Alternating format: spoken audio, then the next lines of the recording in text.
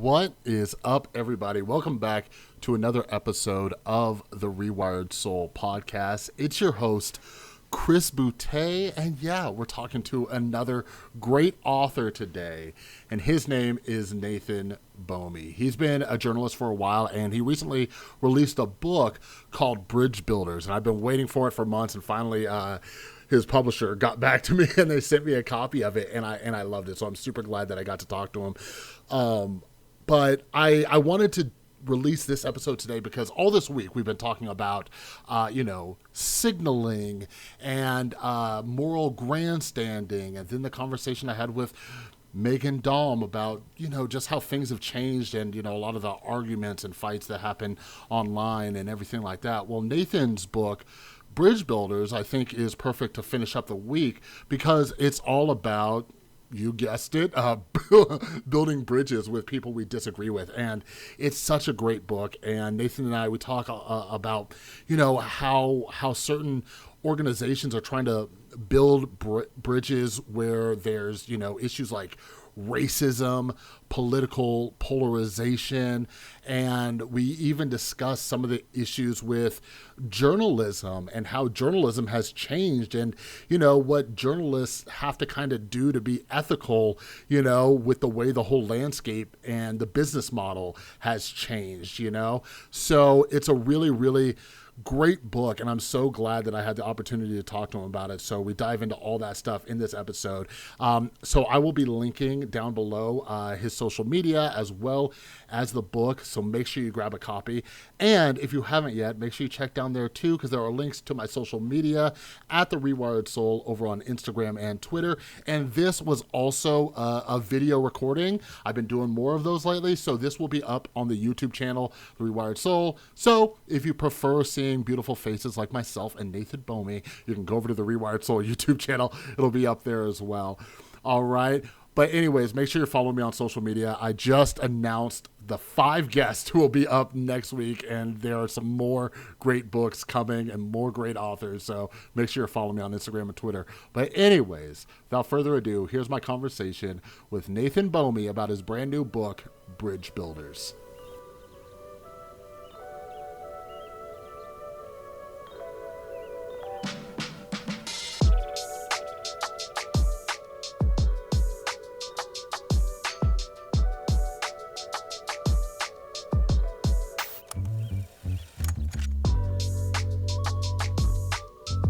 All right. Hello, Nathan. How are you doing this morning? Doing great. Thanks so much for having me. Yeah, absolutely. I love the book. So yeah, obviously today we're talking about your new book, Bridge Builders. And yeah, it's such an important book because there's so much polarization going on, and it has been. That's actually when I got into politics. When Trump got elected, I'm like, wow, we are really divided. So what kind of inspired this book and made you want to, sit down and just cover all this stuff and do all the research and investigating and all that?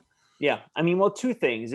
My second book was called After the Fact. It was about the erosion of truth and why we are so immersed in misinformation, how that gave rise to Donald Trump. The conditions were there for him to capitalize on and end up capturing the White House, not necessarily the other way around, although obviously he exacerbated the situation. So I walked away from that book with this, really deep and disturbing belief that we are so immersed in toxic polarization that how can we possibly do anything about it? And I said, I've got to go to accepting the status quo. And so there's that. And then also the fact that just as a national journalist, or really any journalist, you see on a daily basis how divided people are, whether it's politics, race, religion, class, culture, any area, you see it on a regular basis. Of course, also occasionally targeted with criticism from people who don't trust us and are sort of subject to this culture of polarization. So those two factors led me to say, I want to be part of the solution in some small way, to try to go out and start to meet people who are trying to bring people together despite their differences. Yeah, no, one of my favorite parts of the book is like you went in the trenches, and like I felt uncomfortable during some of those situations, and I want to dive into that. But yeah, you touched on something I'm really interested in, like you working in journalism and misinformation being an issue. How much do you see media playing into the problems we have with polarization? Like I'm always thinking, we're always talking about biases and everything like that, and it's really hard. It's really hard to just keep all of that out and be purely objective. But with misinformation and biases, how do you see that playing a role just from the position of journalist or Yeah. news media and all that kind of stuff? Yeah, I really felt strongly like I couldn't write a book about how people are so divided without training the lens on myself as a Mm, journalist, training the lens on my own industry. And it's like I want to start with saying I will always defend journalism against, false accusations of fake news, yeah. which are so damaging to us because I do believe that trying to do a good job of serving as authenticators of information and telling authentic stories. But I also think we can't look at, if we're going to write the obituary on truth, we can't. I think that there's going to have to be a few lines about the role that professional journalists may have played in causing that ailment, Hmm. that led to that. And I think, I certainly hyper partisan media have obviously been a significant catalyst in the erosion of truth and the rise of misinformation and the further division of Americans. But that's almost sort of obvious and self-evident. I wanted to take an even closer look to say, how about those of us as more mainstream journalists have Hmm. maybe just in small ways ended up sort of contributing to a little sensationalism here, a little sensationalism there. Maybe the headline gets a little bit, out of Hmm. whack. The story gets a little bit too hyper focused on conflict and not quite as focused on solutions that I think is really what people are so hungry for. And so I think you can't have this conversation without at least acknowledging that, yeah, journalism has played a role in Hmm. contributing to divisiveness. And so we also have to ask, how can we play a role in sort of, contributing towards some sort of solution as well? Yeah, and here's something that I'm always thinking about, and I'm really curious your thoughts on it, because it seems like there's this balance that we have to find between like human nature and journalists trying to keep their jobs, right? So Yeah. obviously there's been this big switch towards digital, and with Twitter moving at light speed and things being shared on Facebook and all this, you have to grab someone's attention, which means like I've been a YouTube creator for years now, and I realized when I kind of did those sensational clickbaity titles, you get people in. So Sure. it's like, you can make it dull, like for example, you could put like, hey, two people from different parties had a very calm conversation, Yeah. but who's going to click on it? So it almost feels like part of human nature is that we're more likely to click on something that kind of Yeah. sparks some of that. So where's that balance between a journalist's responsibility to not be so sensationalist and be mindful of the headlines, Yeah. but also knowing about the human nature and getting people to click and read and be interested? How do Yeah. you balance that? No, I think you're right. I think that we can't ignore the fact that, the business model of journalism has completely changed and it's not going back to what it used to be. So, as much as we'd like to maybe live in a world in which, the really sort of nitty gritty journalism of days gone by maybe is all that you needed to do to get, and that people sort of subscribe just because that's part of life. Now it's you got to work a little bit harder to get people's attention pretty clearly to your Hmm. point. And so I think, what I learned in writing this book and talking to some journalists who are on the ground trying to sort of tell authentic stories is that they're choosing nuance over caricature, but there are ways in Mm, which to do it in a very authentic and engaging way. I think that Americans are pretty smart now and are actually pretty fed up with sensationalism. I think that yeah. they want that authenticity. And if you look at a approach by some organizations like the Milwaukee Journal Sentinel, for example, which is part of the company that owns my employer, USA Disclosure, but they actually stopped doing most of their like hot take journalism, where they Mm, were just putting out these controversial headlines or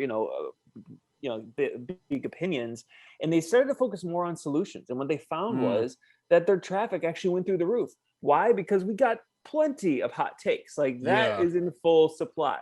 In some ways, you're cutting against the grain now if you're doing the opposite. And so I Hmm. think that there is demand for that sort of content because there's so little of it. And I think, but it's difficult. And I think there's always going to be a temptation to, Hmm. trend toward the sensational. But I think the encouraging thing is that Americans really do want something that looks different.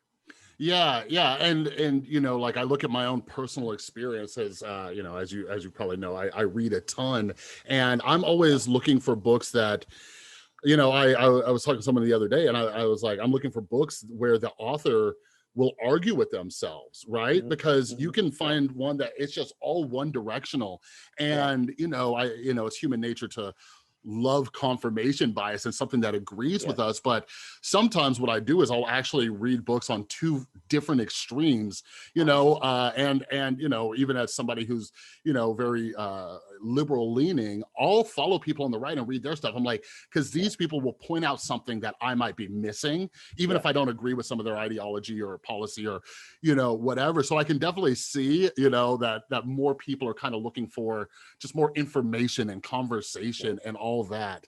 Yeah. Yeah, and speaking of conversation, like you start out the book, and I kind of mentioned how like some of it gets uncomfortable. So there's that organization I wanted you to kind of Yeah. tell people about, Be Yeah. the Bridge. I think I Yeah. saw it or something similar in a documentary not long ago. Yeah. But can you kind of talk about that organization or that group and what they're doing to kind of try to bridge the Yeah. divide with these racial issues that we're dealing with, especially since Yeah. last year? No, it's a really cool group led by a woman named Latasha Morrison. She's a black woman, American Christian woman who has uh, really gained a lot of traction on her Facebook group. She got tens of thousands of Mm, members who actually commit to, for example, they join the Facebook group and they can't say anything for 3 months, I think is the rule. And so literally you have to listen for yeah. months before you can actually speak, which is one quality of bridge building, by the way. You listen first and speak second. But she is going from actually church to church, in a lot of cases white evangelical congregations, having very difficult conversations about racial issues and about how racism has been interwoven in the history of the American church. And she's trying to have these extremely difficult Yeah. conversations with people who may be likely to be resistant to them, but she's actually building these bridges sort of from the inside, in the sense that Mm, she's trying to use sort of some of their similarities to say, listen, I believe in the same God you believe, I believe in the same Bible, I read the same Bible you do, but you mhm. have to understand my experience as a black woman in this country, and say that we need to talk about the history of racial relations and racism in this country.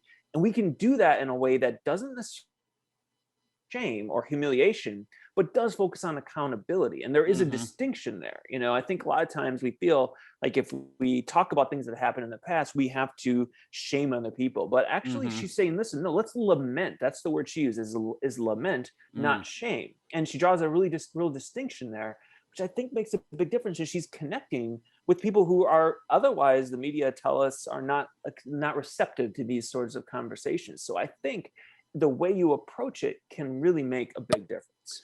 Yeah, yeah, and it's something, it's interesting about the, you're not even allowed to speak. Like you gotta just listen for three Yeah. months. Like I remember, when I first got sober back in 2012 and started going into meetings, and people would say like, "Hey, you don't have anything to say. You just need to listen for a Mm, while." And that's kind of interesting. how I learned, to just shut my mouth, because Yeah. a lot of us, our ego tells us that we know everything, we're right, and da da da da da, and it kind of Yeah. shuts us down from even taking that information in. Yeah.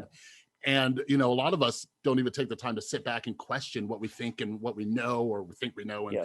and all that. So with what her organization is doing, and through your research for the book, you also mentioned Robin DiAngelo's book, Hmm. Yeah. White Fragility, and she could be quite polarizing. And Yeah.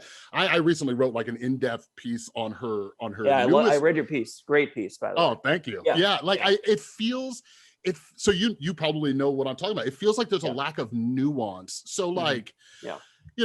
in my opinion, her primary argument is that we don't take criticism very well, right? And you were kind of just mentioning that when she goes church to church and like, hey, there's a way to do this with a conversation without shaming. So do you see a difference between like Robin DiAngelo's approach and then what like Be the Bridge is trying to do? Do you see a difference, or are people interpreting it different? Like, what have you seen there? Well, you've read White Fragility more recently than I have, so I don't want to do a full-scale book review, but I would say, it's been a couple years since I read it, but I would say that what I appreciated the most from the book was that she is saying, white people need to accept the fact that, we have to have conversations, or we have to acknowledge that this is a conversation we have to have. Now, I think the question is, how do we have that conversation? I don't know if I agree with everything she says about that, but I think one of the really important things about building bridges is that we can accept the fact that we have differences. So even if I have some differences with the way Robin DiAngelo wants to approach, addressing racial relations, I can still say I appreciate some, this here or that there. And I could see that in the piece that you wrote as well. I thought you did a really wonderful job engaging with it, and with her new book is what your piece was about primarily. But no, it's again, like I also look at, for example, Ibram X. Kendi, kind of similar sort of genre in the book How to Be an Anti-Racist, where I think there's a lot in there that maybe you don't agree with everything, but one of the things that I really appreciate that he says is that racism is more of a spectrum, that you're not really racist or not racist. It's sort of like a spectrum. And I think that is something we have to, people like myself, of course, have to really embrace, to say it's not you're either racist and you remember the KKK, or you're not, right? And you're this perfect person. It's like there is middle ground, and there's a spectrum, and we have, and once you understand that, maybe the shame of the conversation is gone, and we can say, well, how do we get better? How do we move in the right direction? And that's the conversation we need to be having. Yeah. And that's something, I'm glad you pointed that out. Like, I'm always trying to think in spectrums. Like, my background's in mental health, and black and white thinking is such a major issue, right? Like, just like in interpersonal relationships, it's like, oh, this person either loves me or hates me, right? It's like, they might like me, it might be in between, whatever. But I also see that when it comes to these like issues, like racial issues, or, whatever it is, it's like, it's not always just black and white and just racist or not racist. It's like, hey, you might be very, very great in like 90% of the areas, but this one thing you said, you might not even know that you're being offensive. You know what I mean? And let me interject and say, I agree with you. And I think this is why, for example, so-called maybe progressive people can't be exempt from conversations about things like race, and I think that's one thing Robin DiAngelo does a good job of.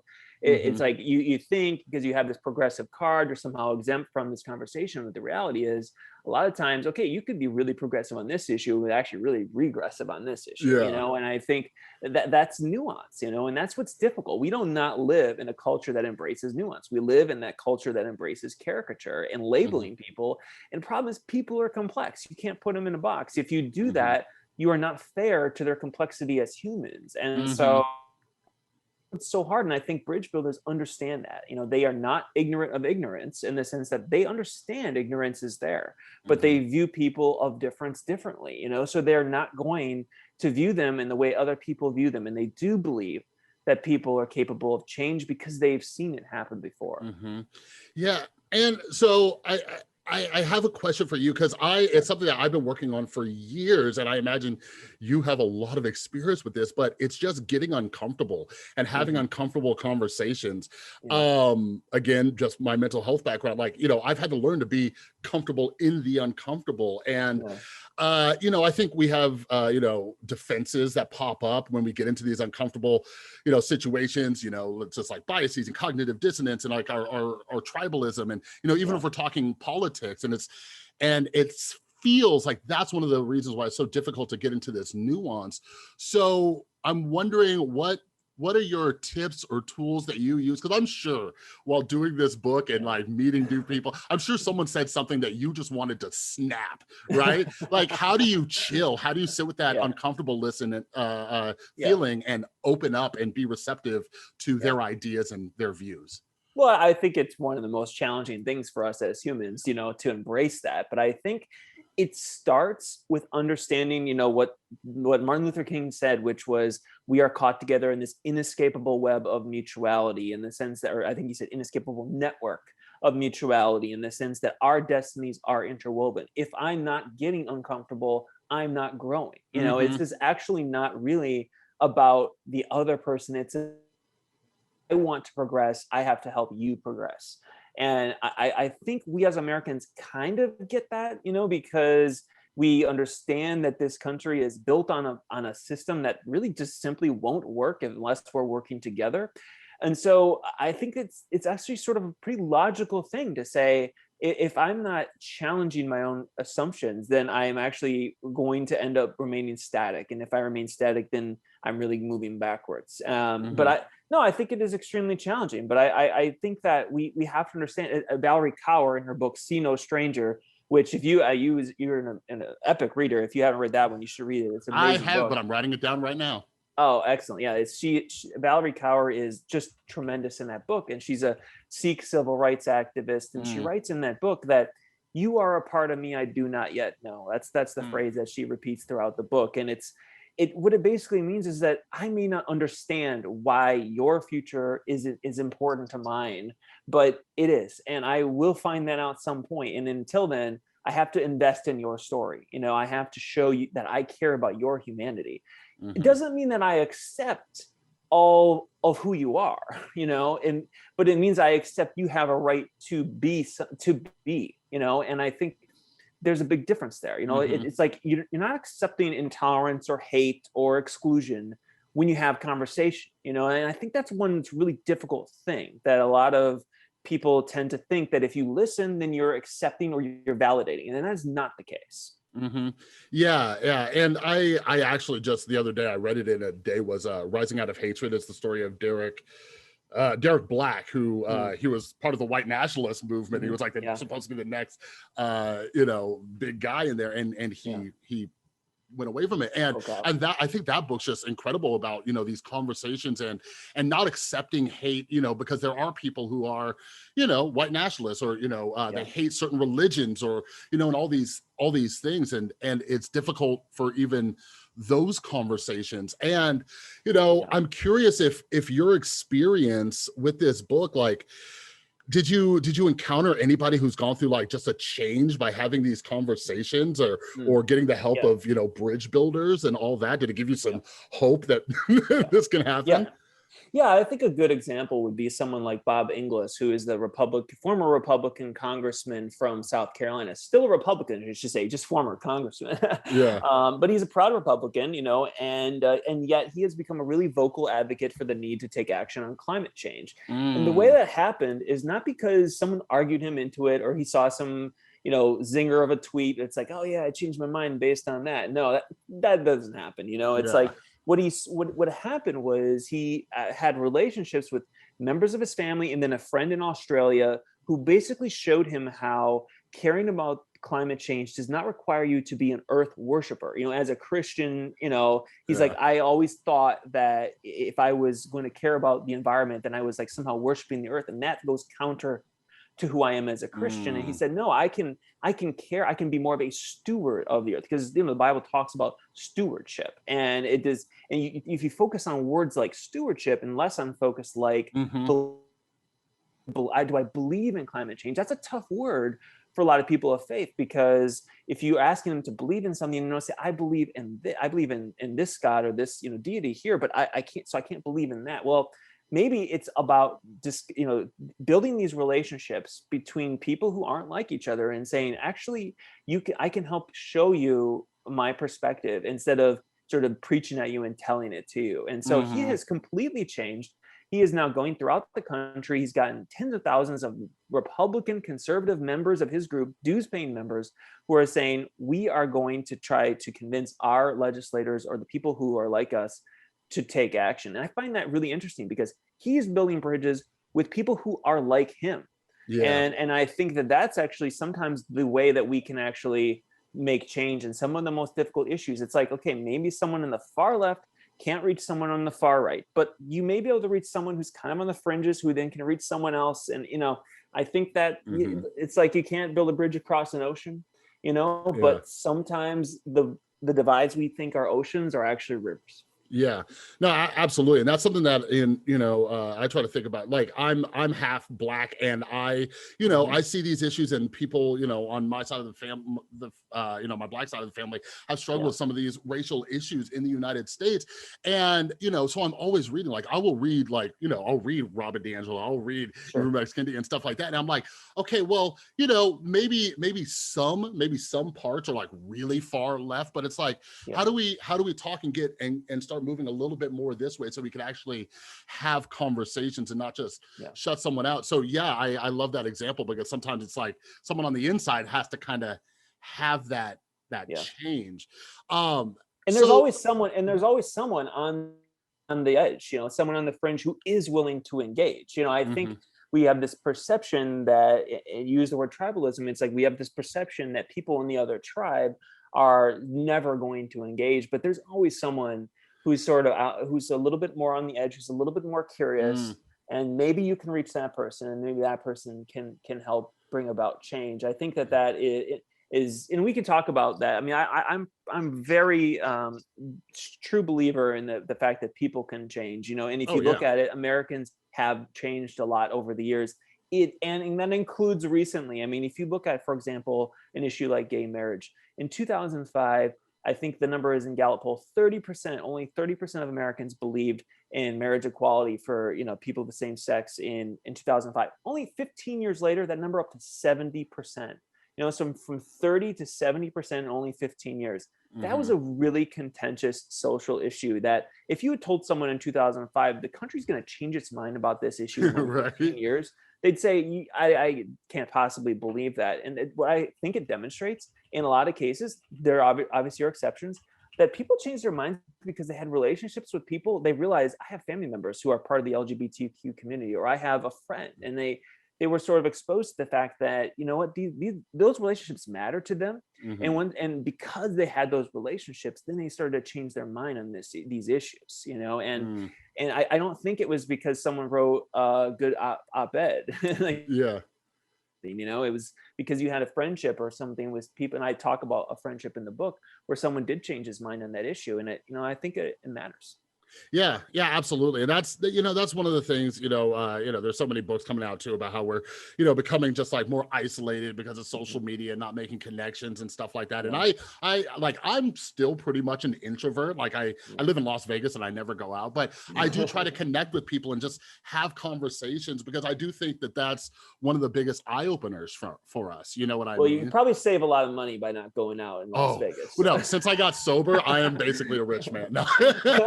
But no, absolutely. And but I still, I still like talk to my friends who I grew up with and try to meet other people and stuff, but it doesn't have to involve, all the partying and craziness.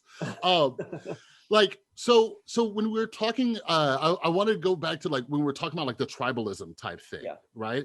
And I'm curious if your experience shed any light on this, because one of the things that I've realized, I've talked to some people who deal with like conspiracy theorists and science deniers and stuff. Yeah. And a lot of it has to do with this group identity, right? Like if I let go of this, then it could hurt my group, or I might be not part of my group. So from the, writing this book and looking at it in all areas, whether it's politics, religion, or, views, do you think it's better or easier to build bridges with individuals or groups? Like, am I going to get someone to start changing their mind if they're with their people? You know what I mean? Because that seems a little bit more difficult. What do you it's a really important question. I couldn't agree. Is really central to the issue, but I think most people don't really grasp that because for most people, you still tend to think that the facts matter and the truth matters. Right. But I have to say that a lot of times it doesn't. And that is very difficult for me as a professional journalist to acknowledge. I've worked, for my whole career in an industry in which I'm dedicated to validating the facts, reporting the truth, telling authentic stories. But that's often not enough, because if the truth is contradictory to your group identity, then you are not going to be willing oftentimes to engage with it. It's much more costly to you as an individual to acknowledge the truth than it is to remain loyal to your group. So that's what you're speaking to, of course. Now, in terms of the question about how do we engage with group or the individuals, I have not seen a lot of very successful examples of people trying to engage, trying to sort of engage with the group and change the group. I think because I don't see in the social media age, which you talked about, much top-down change going on. I in the sense that, well, in a positive direction, I see it more in the negative direction, Right. you know. And you see more, especially in politics, that the politicians are only going to change if the people change. You know, I think going back to gay marriage, I think that was a good example. I think people changed and then the politicians changed, you know, and I think, and I know that's an argument, you know, my perspective in this book is pretty firmly on the people probably have to change before the politicians will change. Evidence that it'll go the other way, because we don't really live in a world of like the 1960s when John F. Kennedy could give a speech and say, ask not what your country would do for you, you know, ask what, or, you know, it's like, I think that is, I would like to live in a world where we could have like a leader who would just inspire us to change, you know, that I would like to live in that world. But I think that world is gone for the most part because of the fractionalization of media and the fact that it's so difficult to get people's attention. And we do live in this tribalized world. I just don't see like voices from the top really changing things. Now, I do think Joe Biden has done a good job of dialing down the temperature, for example. And I think things like that matter. They can help. I don't think that it's enough necessarily to bring about broader cultural change. Yeah. So that brings up some, you know, just a million other things in my mind. Like, I definitely agree. Because it seems too just that politicians pander to the people, right? Like when we're talking about, you know, voter fraud and, you know, those conspiracies and all that, it's, you know, they walk this fine line of like plausible deniability, where like someone like Marjorie Taylor Greene, for example, she won't straight up say like, I believe in QAnon conspiracies, but she'll say things to make sure that those people vote for her. And same thing with like, you know, Trump, and, you know, there's people on the left who do it too. So here's a question I have for you, because it involves politicians, because we've seen, you know, them actively using social media as well. But where do you think social media plays a role in this? Like, do you think, here's what I want to ask. Do you think social media has any place to help build bridges? Like, do you think it's possible to have a conversation with someone in a Twitter thread or something like that? Or what should we do if we want to have a conversation instead? Yeah, I think it's a really important question. And I would say, I think that the way social media has changed society is one of the most significant challenges of our lifetime, you know, and we're not going to outlive it. It's going to exist long after we are gone. And so the question is, how do we engage with it as individuals? And I talked to someone from my second book, actually, after the fact, who sort of said, I don't think we have had enough time yet as a society to really understand how much it has changed things. He pointed to when the printing press was introduced, it took decades for people to all of a sudden adjust to the fact that information was available to so many people who didn't have it before. And, you know, it's like now the powers of information communication and the pulpit, you know, the platform is available to people who didn't have it before. And I think we haven't adjusted to that as a society. And so we probably have to give ourselves a little bit of grace in that perspective, because especially we don't really teach it in schools how to actually engage with social media. But so I think that's one thing to start having a conversation about, is maybe we need to start at the very basics, which is schools. But in terms of whether social media can be used in a good way, I do think it can. But I will say, I do think it's extremely difficult. I will say this. For this book, I was determined to do at least one chapter in which I featured a group or someone who was using social media to bring people together. I was absolutely determined.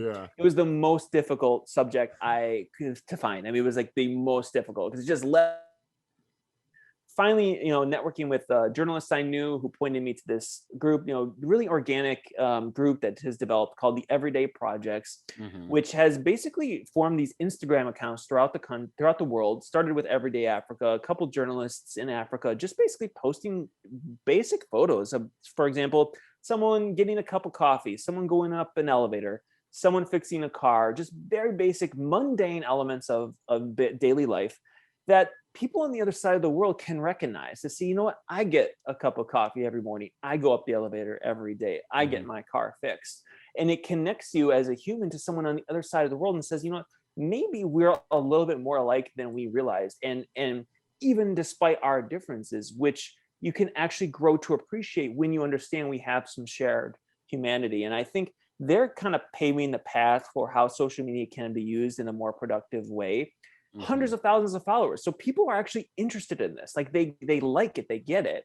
The lesson, I think, for people who are in control of accounts, for example, that have lots of followers, is show images that actually aren't sensational. You know, show things that are daily life, and be very mindful of the diversity and the imagery that you're putting out there, but actually be very intentional about saying, I can use this platform to actually not necessarily show the highlight reel of daily life, but show the authentic images of what life is really like, because that's where you can actually form true lasting connections.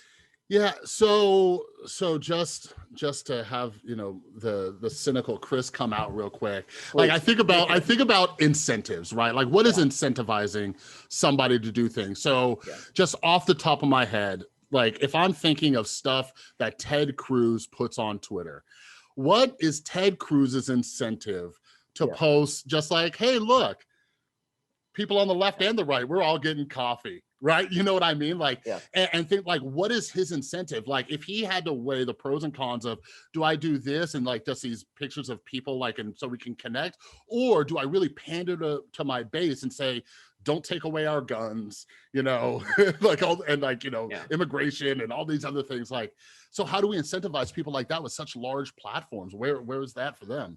Yeah, I think the fact that social media companies profit off of division, they profit from tearing people apart, is a structural issue that is obviously not going away anytime soon, and is the reason why this is so difficult. It's why I don't think I have a good answer for you, and I think it's important to say that, a lot of these things are going to remain. I actually am very purposeful about saying, and I don't really say it in the book, but I mention it, that I'm not necessarily saying I'm optimistic about the country's future. I'm not sure that I am. What I'm trying to do with the book is to say, here's what a better path might look like. And I can't say with kind of any degree of confidence I think things will get better because of what you just said. The fact that, social media is designed to divide us in a lot of ways. So I guess the only two options that I see are somehow completely redesigning the incentive structure for social media, which I don't see how that happens in this democratic capitalistic society. I mean, happen that I'm not thinking of, that so people who are smarter than me will think of, or the people have to change and to disincentivize that sort of behavior. And that's why I focus so much on grassroots organic people who are leading organic movements to try to actually bridge these differences and then undermine that sort of rhetoric. Yeah, no, it's interesting because I think people like us, we can think about how difficult that road is, but I think just you writing that book, you have to be an optimist. And you mentioned earlier, like people change. Like I am the biggest advocate for people changing. Like 9 years ago, I was a drug addict who was dying and, wasn't even allowed to see my son. And like today I get to, at the time of recording this, I get to pick him up. We're going to go see Black Widow in the theaters, and stuff like, and stuff like that. So I am optimistic. It's just, it's such a challenging road ahead. And I think you touched on something earlier where it's going to come from like the people, right? And conversations that we're all having, and hopefully books like yours get the attention that they deserve. But, just for the last little bit here, I think it's a great time to shift gears. Like I really want to dive into the solutions. So, do you have any kids by chance? I do not, no. Okay, well, someday, or maybe still want to see Black Widow, though. Yeah, definitely. I'll let you know how it is. But like, what do you think like schools can do, even though you're not a parent? Do you think there's anything that K through 12 or even colleges, because there's a lot of polarization on college campuses and not letting people speak and stuff like that. Like, if I just waved a magic wand and said, okay, Nathan is in charge of schools, what do we do? How do we decrease polarization? Well, it probably wouldn't be good for me to be in charge of school. I'll say that much.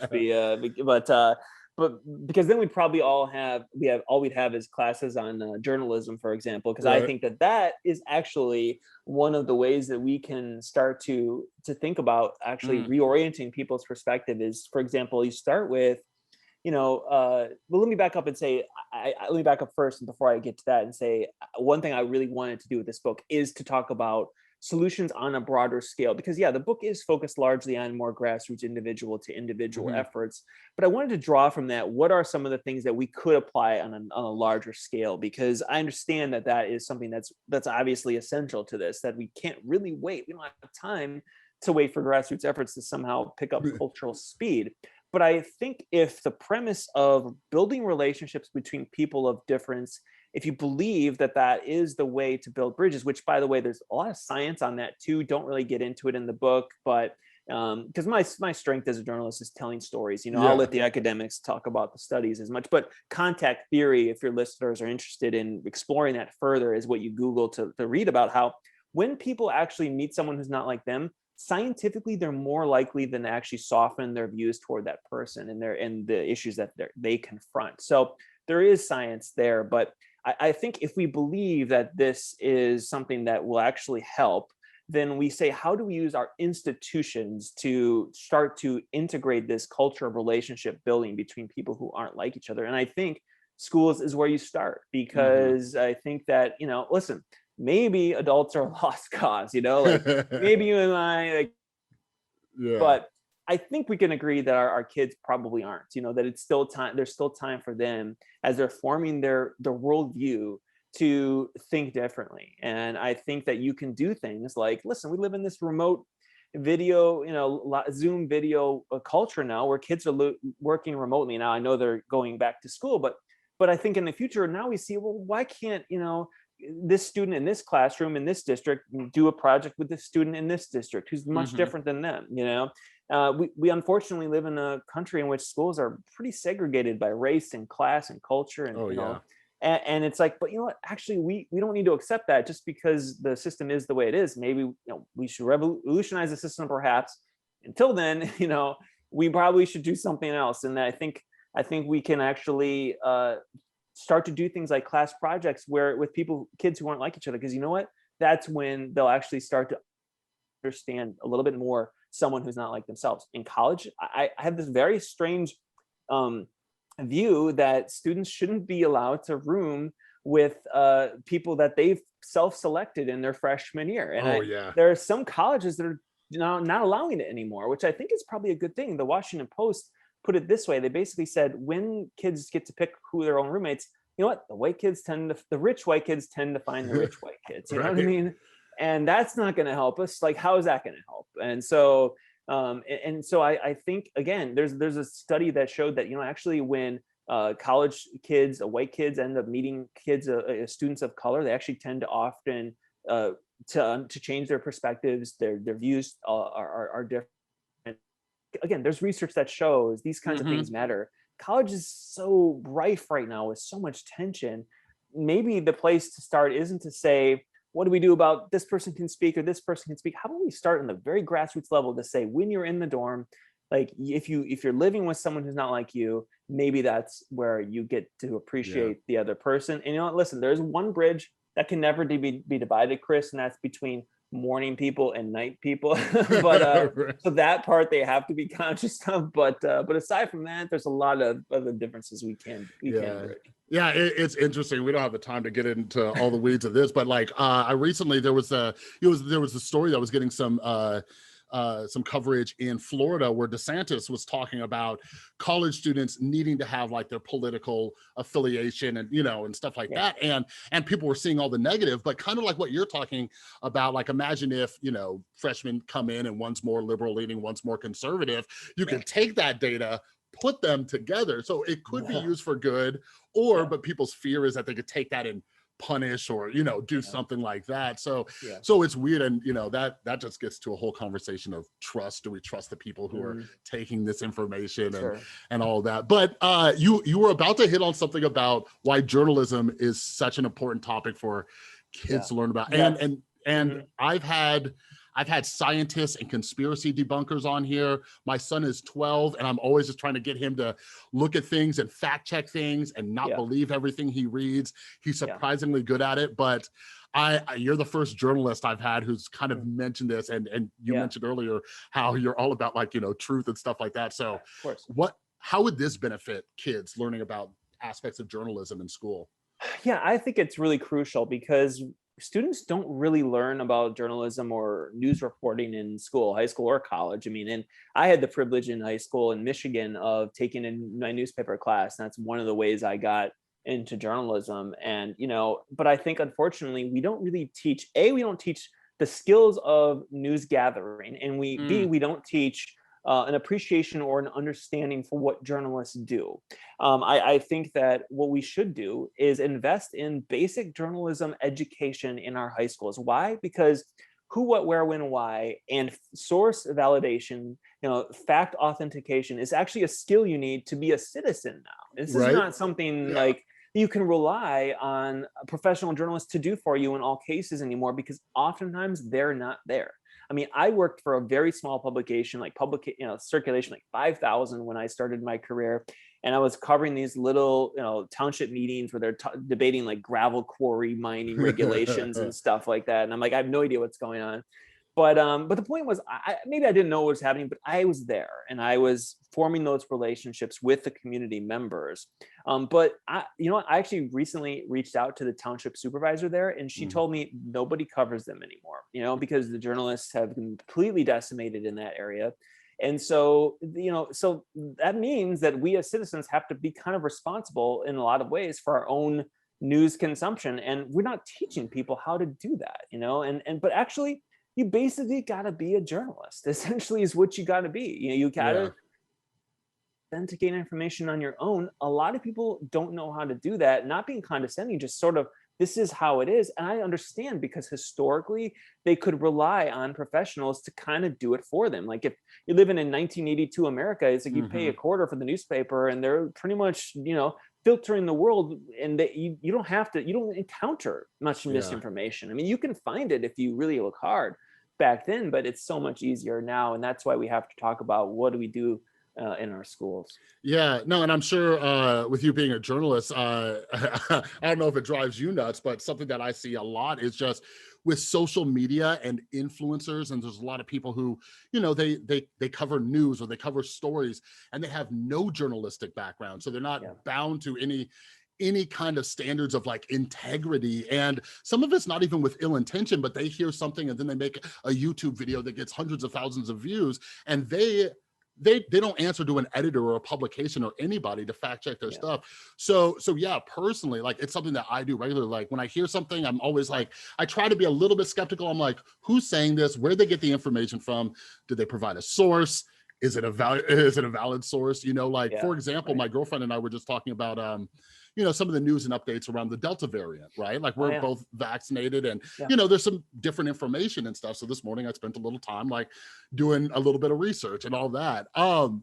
But yeah, so last question I have for you here. I'm just gonna here's how I'll ask it. You're gonna give me advice. So I come across somebody, I won't make it hard for you, so I won't say social media. I come across somebody on the street, right? We completely disagree, right? I'm very left leaning, they're very right leaning, and I just want to scream and shake them.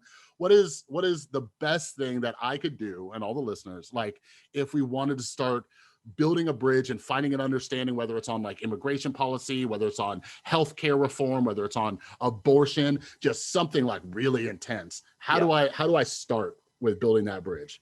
Well, I would say it's actually pretty straightforward. I would start with listening first and speaking second. I think that it starts with that. And I want to be clear, and I'm not saying that you listen to hate necessarily. That's really a different, thing altogether. White supremacists or something like that. That's a different category. But for the areas of life where there is room for some perspective, even if small room, I think that it starts with listening, because when this is, again, pretty well demonstrated both anecdotally and scientifically, that when you listen to someone else's story, you actually invest in who they are, and you are just absorbing what they're talking about, then they're more likely to care about you. And I think that's what's so interesting, that to build bridges with other people can actually be a very selfish activity. To say, I actually want to accomplish something myself. There's something I care about. Maybe you want to do something about climate change, for example.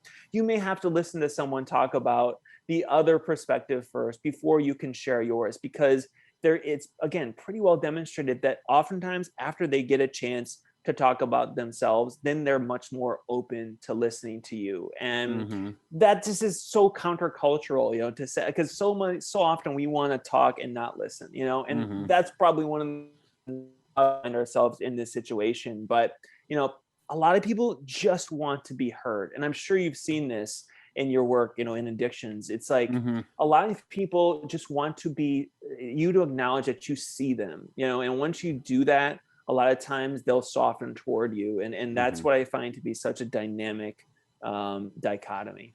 Yeah, no, absolutely. I absolutely love that. It's something that I had to get used to. Like you mentioned, especially, from my addiction background and working in treatment, I just had to sit there and let people tell their stories. And I think that was the biggest eye opener for me, is just, oh, wow, no wonder why you started abusing substances, based on, your traumas. Sure. But even, speaking to someone, and understanding their religious beliefs or their upbringing, now I can better understand their political beliefs. And like you said, I truly believe that a lot of us we have at least this much narcissism in us, right? And we love talking about ourselves. Yeah. So if you're willing to listen, you'll be their best friend. But yeah, absolutely. Yeah. Well, one last thought for you, Chris, which is to circle back to the fact that I think people really can change, and I think it's like, okay, you can listen to Rocky Balboa, like Rocky IV, he's like, if you can change, I can change, we all can change, he says at the end of the movie, where he basically ends the Cold War, which is a certifiable fact, by the way. That's how the Cold War ended. But no, if you don't take it from Rocky, it's like, take it from the Reverend Dr. Alvin Edwards, who is the pastor of the